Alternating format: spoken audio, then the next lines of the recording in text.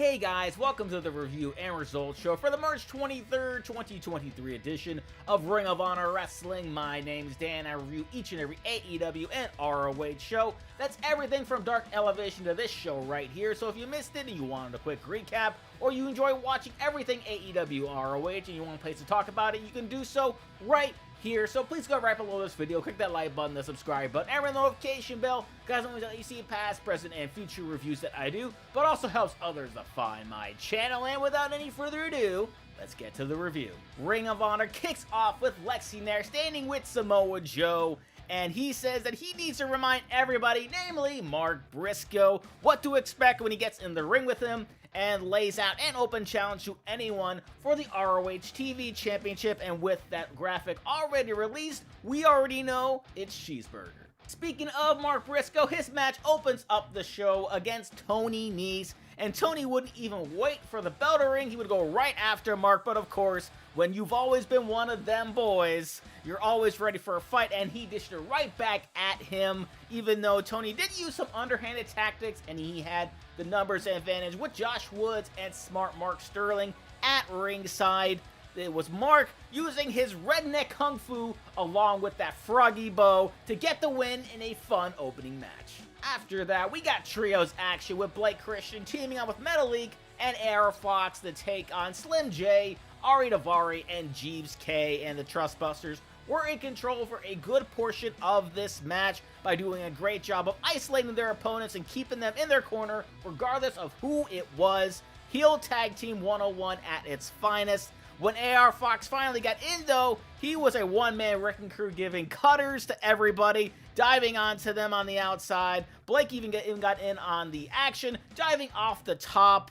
Then you had what was probably the best spot of the show with a double Spanish fly powerbomb involving everybody, excluding AR Fox and Ari Daivari. You have to see it to believe it. It was that good. It was absolute madness. AR would then capitalize off an Ari mistakes and would not only give him a cutter, but a 450 splash to pick up the win. After the match, though, we would see the Embassy immediately ambush them, not even giving them a chance to celebrate. Up next, it's Lady Frost taking on Skye Blue, and we got some great technical wrestling to start things off here, with one consistently trying to outdo the other. Lady Frost, though, she's just too good. She's so agile and athletic, and she put that on display with some cartwheels, cannonballs, and some lethal kicks. Skye did fight back, though, showed some athleticism of her own with a Hurricane Rana from the top and some kicks of her own, and would eventually hit her with the Skyfall to get the victory in another great match. Then we have Rouge and Dralistico teaming up against Rhett, Titus, and Hot Sauce Tracy Williams. This would start off hot with both teams really beating the hell out of each other, throwing in a lot of forearms, chops, and splashes in the corner. You had LFI with the lightning offense of Dralistico, the hard-hitting attacks from Rouge, and even though Rhett, Titus, and Tracy Williams would make things interesting towards the end, they were no match for LFI, because when you mess with the bull, you get the horns, and that's exactly what Rouge does, as he gets the win for his team. We would then go backstage for a sit-down interview where Caprice Coleman is, of course, sitting with Eddie Kingston and Claudio Castagnoli. And first off, want to give a huge shout-out to Eddie here for wearing that Flint Tropics jersey. Love Semi-Pro. Love that he's wearing this jersey. This was a great back and forth between these two. We all know how great Eddie can be in a promo with somebody, but we don't really get to see Claudio do it too much. And as we can see here, he was no slouch, as he can hang with the best of them. And it's finally official. It's going to be Eddie Kingston versus Claudio Castagnoli for the ROH World Championship at Supercard of Honor, and I cannot wait. Back to the ring, and this time it's the Kingdom's Matt Taven taking on Top Flight's Darius Martin, and unfortunately it looks like Dante is still not out there just yet, and it allowed the Kingdom to take advantage and use the numbers game. Even got Maria involved, and even though Darius would do his best as he could with that Spanish fly among other things, he was facing a former Ring of Honor World Champion. His name is Matt Taven, and he gets the win with the climax. After the match, the Kingdom would try to beat him down further, but Dante finally makes the save. I guess better late than never. After that, it would be one of the ROH World 6-Man Tag Team Champions, Brian Cage, going up against Tony Deppen, and Tony does have one hell of a tope with how fast he moves around the ring. And even though Tony clearly had no fear going into this match and was very crafty, Bryan is just too big, too strong, and he showed off early and often and wins with the drill claw. After the match was over, the Embassy would try to inflict more damage on Tony, but it's Metalik, Blake Christian, and AR Fox returning that favor from early on in the show to make the save. Up next, it's a last real man, Silas Young, facing off against Shane Taylor. This was very hard-hitting from start to finish. Everything really did look like it hurt. Silas would take control when Shane missed with a leg drop on the edge of the ring, but Shane would continue to fight back and delivered a fantastic Skye high along with some very strong shots and ends up winning with a package pile driver.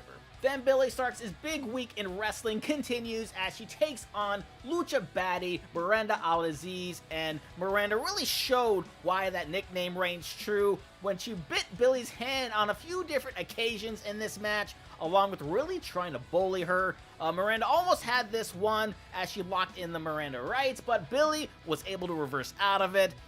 Billie would then get in some offense, misses a swan dive, and just as it looks like Miranda is about to hit her finisher, Billie reverses it and gets a huge win with the Starkz driver. After that, it's Christopher Daniels teaming up with Matt Sydal against Aussie Open, and CD and Matt still have great chemistry after all these years being former Ring of Honor World Tag Team Champions, and show that often throughout this match. But Aussie Open was not going to be denied in showing that they're one of the best tag teams in the world today, possibly future Ring of Honor World Tag Team Champions. This would go back and forth to the very end. It was very impressive.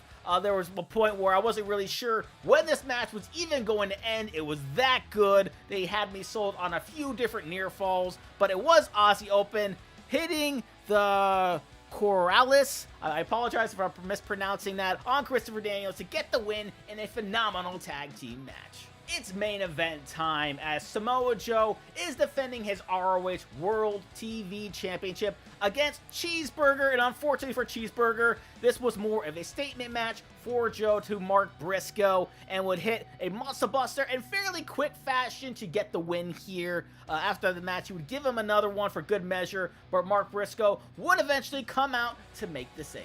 And that was Ring of Honor Wrestling. What did you guys think about it? Please let me know down in the comment section below. This was a stacked card from start to finish. Every match was a load of fun, but if there was one particular match that really stood out to me, it was Aussie Open taking on Christopher Daniels and Matt Sydal.